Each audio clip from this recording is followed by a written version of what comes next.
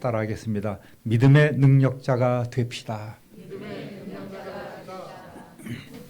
기독교는 보통 세 부분으로 나누고 있습니다. 그 역사를 세 부분으로 나누고 있죠. 천지 창조부터 주님이 오실 때까지를 성부시대라고 합니다. 하나님 아버지께서 주로 일하셨던 시대입니다. 그러면서 구세주를 너희에게 내가 보내주겠다고 하신 그 옛날 약속, 그래서 구약시대라고 하죠. 약속대로 예수님께서 세상에 오셨고 예수님의 탄생부터 예수님의 승천까지를 성자시대라고 이렇게 구분합니다. 그리고 부활 승천하시고 오순절 성령 강림 사건으로부터 주님 오실 때까지를 말하는 이때를 우리는 성령시대로 구분합니다.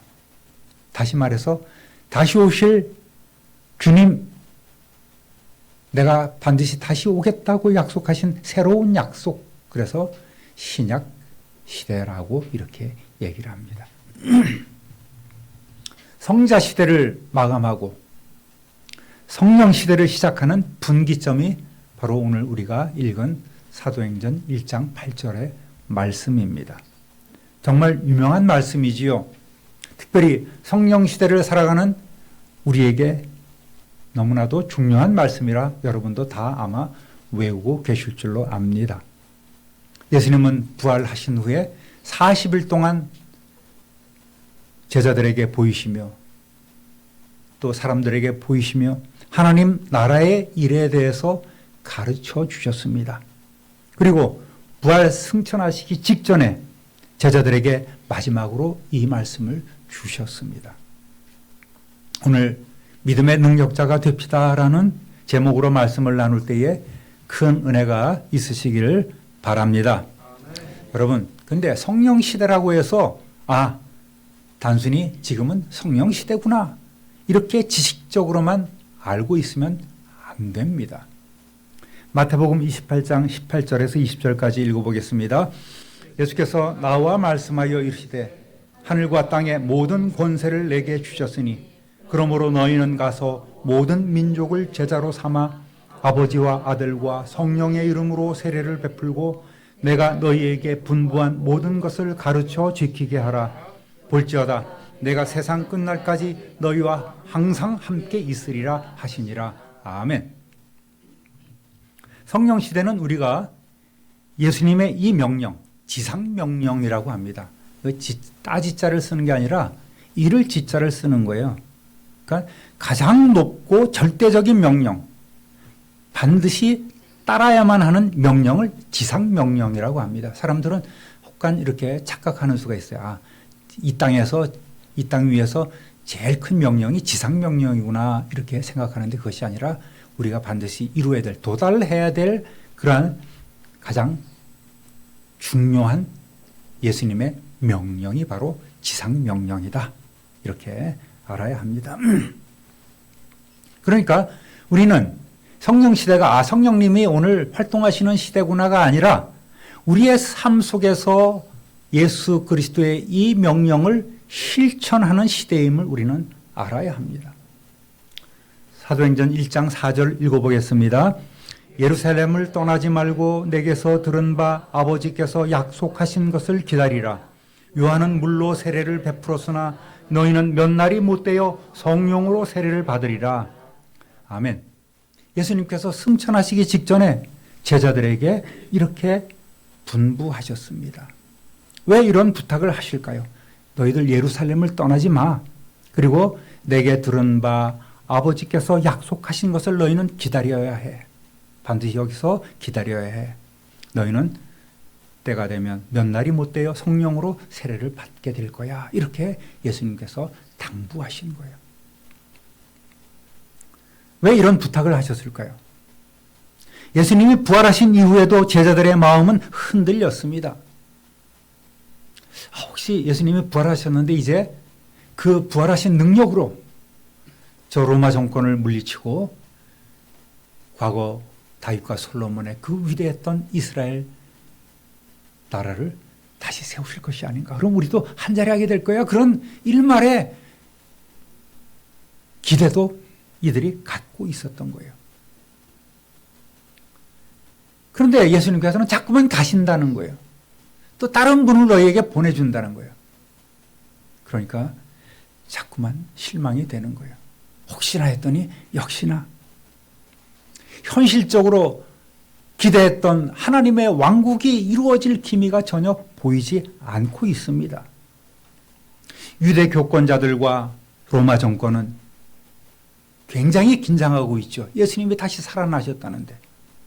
그러면서 이들은 예수님의 부활이 거짓말이라는 말로 사람들을 흔들어댑니다. 가짜 뉴스가 판치고 있는 거예요. 그리고 도처에서 핍박의 조짐이 보입니다. 그러니 예수님을 만났음에도 여전히 부활을 의심하는 사람들도 있다 보니까 예수님이 승천하시고 난 후에 예루살렘을 지키고 명령을 수행할 수 있는 사람이 과연 얼마나 남아있을 것인가라는 그런 염려가 좀 있었던 것 같습니다.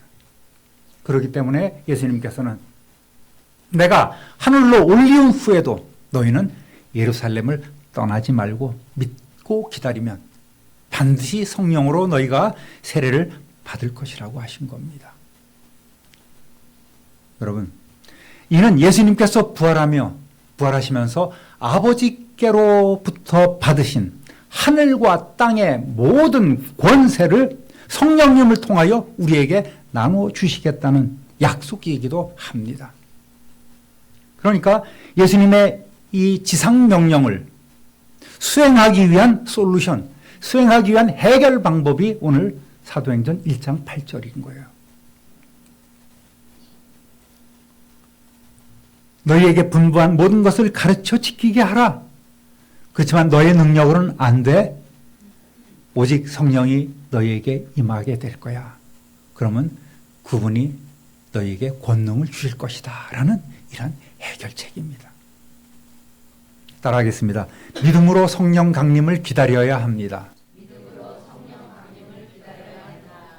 의심을 버리고 두려움을 버리고 흩어지지 말고 모여서 기도로 성령님을 맞을 준비를 하라는 말씀에 제자들은 비로소 깨닫고 예수님께서 하늘로 올라가시자마자 이들은 다락방에 모여 마음을 같이하여 오로지 기도에 힘썼습니다. 그리고 열흘 후 과연 오순절 날이 이르렀을 때에 이 다락방 기도회의 약속대로 성령께서 하늘로부터 그들에게 불같이 임하셨습니다. 그리고 그들은 변화했지요. 담대히 땅끝까지 복음을 외칠 수 있는 권능을 받게 되었습니다. 할렐루야. 엊그제 우리 매송에서 올해 첫 금요 힘요 기도를 가졌는데요. 참 좋았습니다.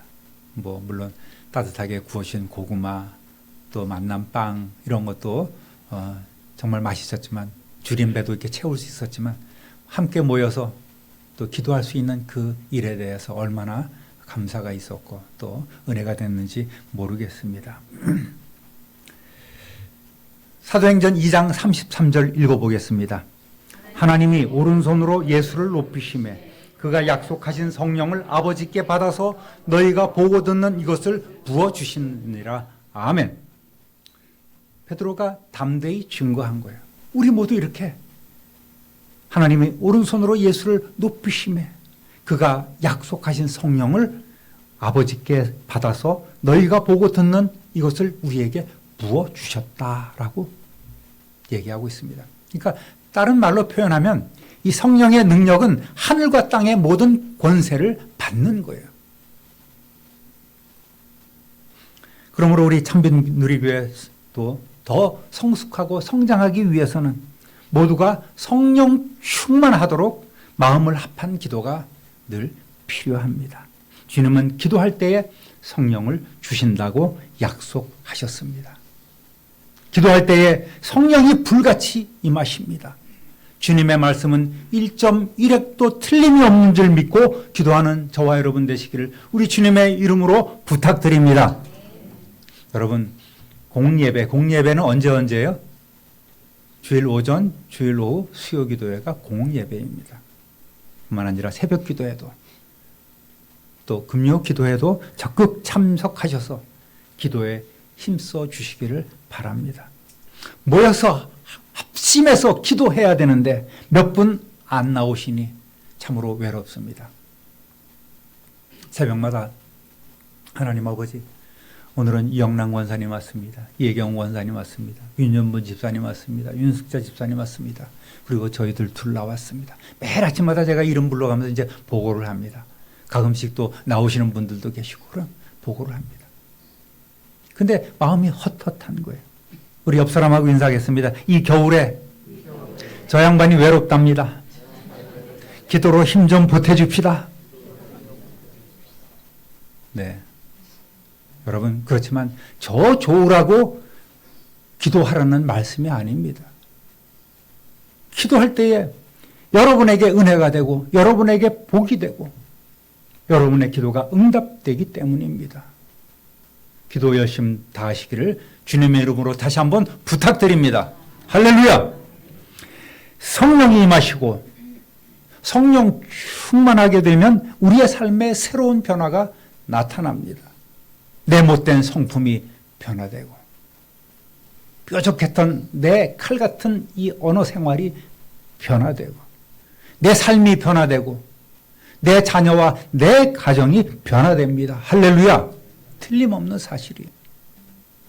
약속의 말씀 붙잡고 기도에 힘쓰며 성령 충만함으로 하나님의 능력의 손에 붙잡혀서 크게 쓰임받는 저와 여러분 되시기를 우리 구주 예수 그리스도의 이름으로 축원합니다. 따라합니다. 기도할 때 성령이 임하십니다. 여러분, 보혜사 성령님이 누구십니까? 바로 우리 안에 지금 좌정하시고 임재하시면서 세상 끝날까지 우리와 함께 하시는 임마누엘 하나님이십니다. 지금 저와 여러분의 마음을 성전 삼고 내주하시는 안에 거하시는 하나님이십니다. 할렐루야! 이분이 바로 성령님이십니다. 자주 말씀드렸듯이 보혜사라는 뜻은 대언자, 변호사, 위로자 이런 뜻으로 옆에서 도움을 주기 위해 부름받은 분이라는 의미를 갖고 있습니다. 예수님도 보혜사시고 또 성령님 또한 보혜사이십니다.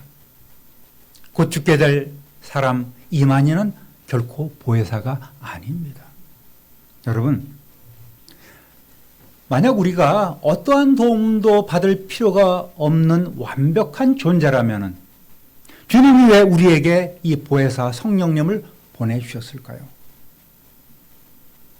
그 이유는 우리가 우리의 힘과 능력으로는 아무것도 결코 온전한 삶을 살 수 없는 주님 위에 아무것도 할 수 없는 참으로 연약한 존재이기 때문에 이 보혜사 성령님을 보내주신 겁니다.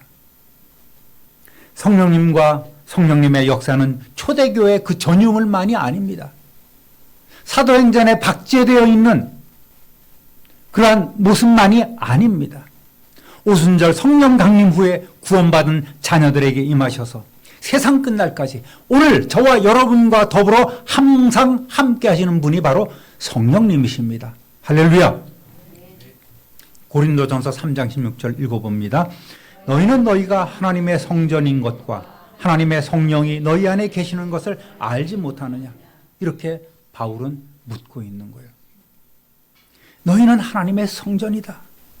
하나님의 성령이 너희 안에 거하신다. 성전하면 여러분, 우리는 그 이미지상으로 옛날에 모세가 만들었던 그 황금집, 성막 또는 멋진 솔로몬의 성전만을 생각합니다. 그러나 우리는 솔로몬이 지은 성전이나 예수님 당시에 그 화려한 예루살렘 성전에 비하면 우리의 마음은 정말 비교할 수 없는 너무나 초라하고 볼품없는 존재입니다. 그럼에도 성경은 우리를 그런 성전과 같은 이름으로 저와 여러분을 성전이라고 부르고 있습니다. 그런데 왜 우리가 성전입니까? 여러분의 마음이 왜 성전입니까? 여러분의 몸이 왜 성전입니까? 성경이 분명하게 성령 하나님께서 우리 안에 계시기 때문에 성전이라고 말씀하셨기 때문입니다. 할렐루야. 여러분 자랑스러워하십시오. 어깨 펴십시오. 인상도 한번 펴보시기 바랍니다. 옆 사람 얼굴 한번 보십시오. 예수 믿는 사람 얼굴이 왜 저래? 모든 세상 고민을 다 갖고 있는 그런 뜻으로 이렇게 바라보지 마시기 바랍니다. 따라합니다. 성도의 얼굴은 가장 멋진 전도지이다.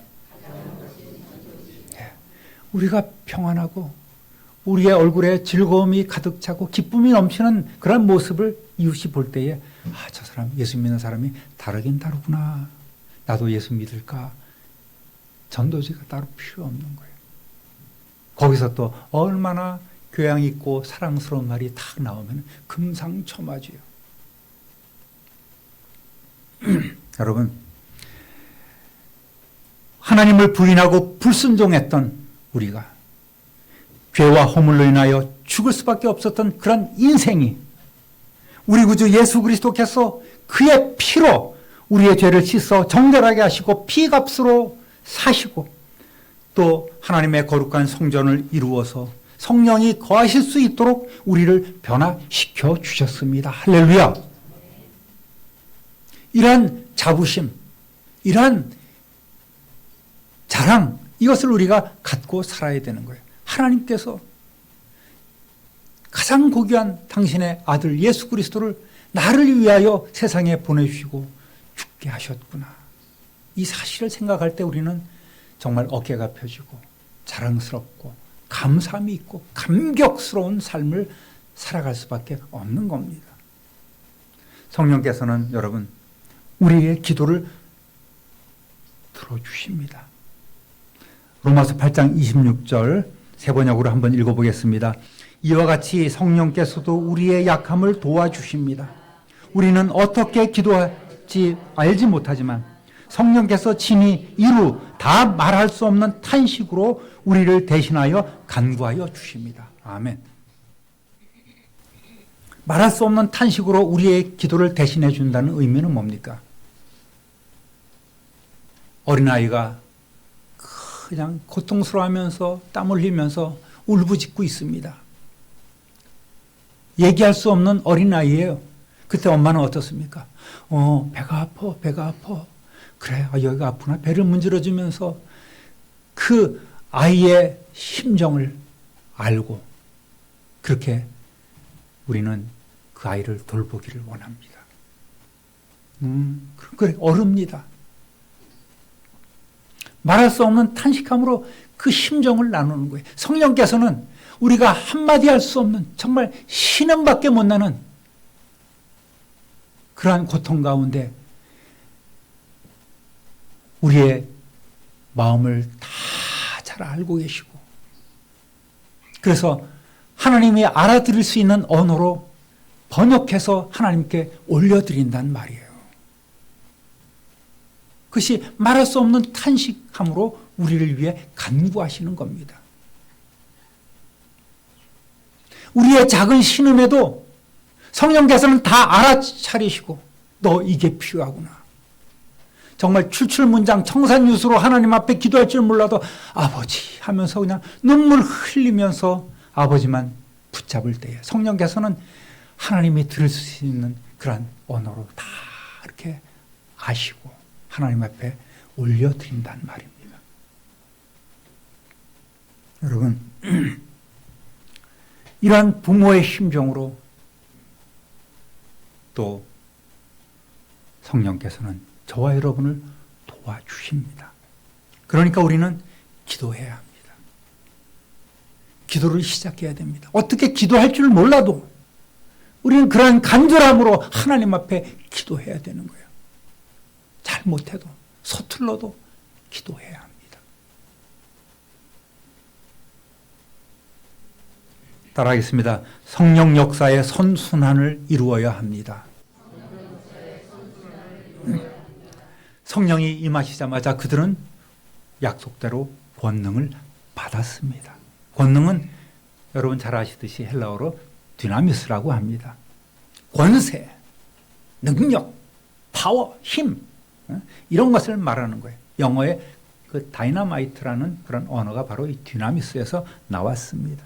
즉 성령의 폭탄과 같은 능력을 받았다는 말입니다. 과연 그렇습니다. 이 말은 성경에서는 정말 능치 못함이 없으신 하나님께 사용되는 단어입니다. 또 예수님의 권세 있는 사역에 주로 사용된 말이기도 합니다. 예수님께서 아버지께로부터 받으신 하늘과 땅의 모든 권세를 이제는 성령을 통해서 우리에게 주시겠다고 하는 약속입니다. 여러분, 성령이 임하시면 능력 있는 삶을 살게 될 줄로 믿습니다. 권능을 받으면 증인이 되는 거예요. 이것이 선순환입니다. 그러나 증인이 못 되는 것은, 여러분이 복음 전하는 것이 부끄러운 것은 권능을 받지 못했기 때문입니다. 권능을 받지 못한 것은 아직도 성령을 받지 못했기 때문입니다. 이것이 악순환이라고 할 수가 있는 거예요. 여기에 머물러 있는 사람들이 얼마나 많이 있습니까?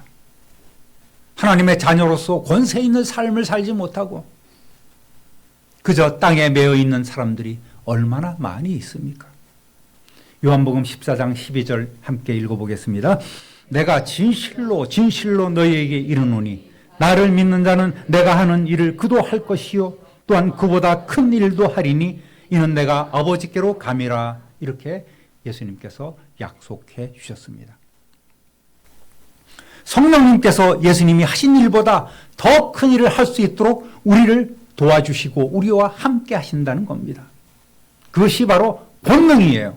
그것이 능력입니다. 할렐루야. 과연 성령님은 제자들로 하여금 능력 있는 자로 다 변화시켜 주셨습니다. 제자들은 너무나 무기력하고 무능력하고 겁 많은 사람들 아니었습니까? 3년 동안이나 예수님과 동고동락을 하면서 누구보다 가까이서 예수님의 능력을 체험하면서 배웠던 사람들입니다. 때로 그들도 병을 고치며 귀신을 제어할 수 있는, 귀신을 내쫓는 능력을 행하기도 했습니다. 그러나 예수님이 붙잡히시던 그 결정적인 순간에 그들은 모두가 다 예수님을 버리고 불불이 도망쳐버리고 말았지요. 게다가 예수님께서 사망 권세를 이기시고 부활하신 예수님을 만난 후에도 여전히 확신 가운데 있지 못하고 우왕좌왕하였습니다. 정말 아무짝에도 쓸데없는 제자들의 모습이었습니다. 그런데 그들에게 성령이 임하시자 그들은 권능을 받았고 정말 말씀대로 능력 있는 부활의 증인이 되었습니다. 이들이 배워서 증인이 된 게 아니에요. 예수님이 부활하셨대 그 얘기를 듣고 증인이 된 게 아니란 말입니다. 예수님이 살아나셨고 하늘에 오르셨다는 지식이 그들을 증인되게 하지 않았습니다. 오직 성령이 임하셨을 때 그들은 능력 있는 증인이 된 것입니다. 할렐루야. 여러분, 성령님은 사람들을 변화시킵니다. 우리를 변화시켜요. 예수 믿는 사람이 변하지 않는 것은 재앙입니다. 어느 목사님이 이렇게 말했어요. 어떤 교회 집사가 10년 예수를 믿었는데 변화가 없고 또 장로 권사가 20, 30년 예수 믿었는데 변화가 없고 그 교회 목사가 30년 목회했는데 변화가 없다면 그것이 바로 재앙이라고 이렇게 말했던 것을 읽은 적이 있습니다. 스스로에게 재앙이고 주변 사람에게도 재앙이 되는 겁니다. 변화되지 않는 목사, 그가 얼마나 많은 영혼을 죽이겠습니까? 실족하게 하겠습니까? 변화되지 않는 직분자가 얼마나 많은 시험거리를 가져오겠습니까?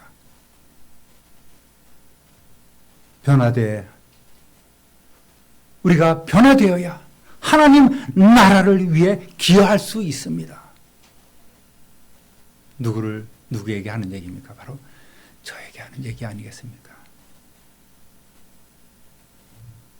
여러분, 사도행전은 바로 변화된 제자들의 능력 있는 정말 파워풀한 역사가 일어나는 그런 기록입니다. 2장에는 베드로의 확신에 찬 설교로 믿는 자가 3천이나 더해집니다. 3장에서는 나면서 안전뱅이 된 병자가 고침을 받습니다. 4장에서는 5천 명이나 되는 성도의 숫자가 또 폭발적으로 늘어납니다. 그것도 성인 남자의 숫자만 그렇지요. 실제로는 수만 명이나 되는 사람이 막 폭발적으로 늘어나고 있습니다. 이들을 옥에 가두어도 아무 소용이 없습니다. 채찍질하고 협박해도 소용이 없습니다. 그들은 오히려 예수 그리스도의 이름을 위하여 능력받는 것을 기쁘게 여겼습니다. 무엇이 연약하기만 했던 이들을 능력 있는 사람으로 변화시켰을까요?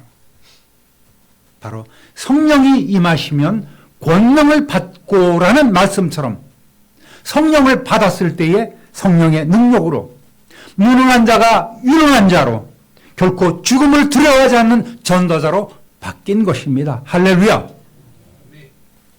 갈라디아서 5장 25절 읽어보겠습니다. 우리가 성령으로 삶을 얻었으니 우리는 성령이 인도해 주심을 따라 살아갑시다. 아멘.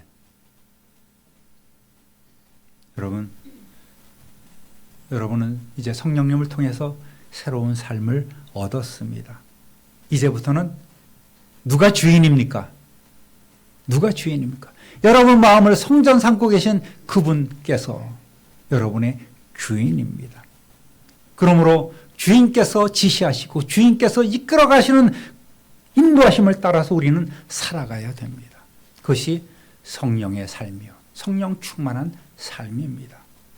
여기서 우리가 주의할 것은 이들 자체가 능력자로 변화된 것은 아니라는 거죠.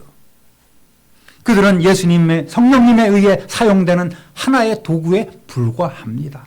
오직 나사렛 예수 그리스도 그 이름의 능력을 소유했을 뿐입니다. 베드로의 그림자가 사도 바울의 손수건이 능력이 있습니까? 아니에요. 어떤 이에게 은사가 있다고 해서 그 자신이 능력자는 결코 아닙니다.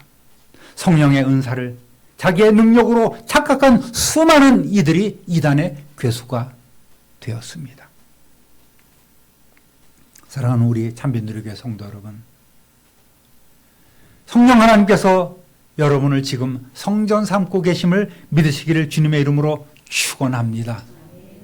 우리를 다스리시는 성령 하나님께 이제부터는 온전히 다 맡기시고 성령 충만한 믿음의 능력자로 복음을 전하며 살아가는 정말 올 한 해 기대가 되지 않습니까? 그런 놀라운 한 해 저와 여러분 되시기를 우리 구주 예수 그리스도의 이름으로 축원합니다. 축원합니다. 축원합니다. 존귀하신 하나님 아버지 참 감사합니다. 예수님의 약속된 말씀을 붙잡고 다락방에 모여 기도에 힘쓰던 예수님의 제자들이 성령 충만한 은혜를 받았습니다. 그리고 권능을 받았습니다. 오늘도 우리의 몸과 마음을 성전 삼고 계시는 그 성령 하나님의 뜻대로 우리 자신을 온전히 내어드리며 기대하며 사모하며 강권하시는 대로 일하는 복된 성도들이 되게 하여 주옵소서. 그러한 믿음의 능력자들이 다 되게 하여 주옵소서. 우리 구주 예수 그리스도 이름으로 축복하며 기도드립니다. 아멘.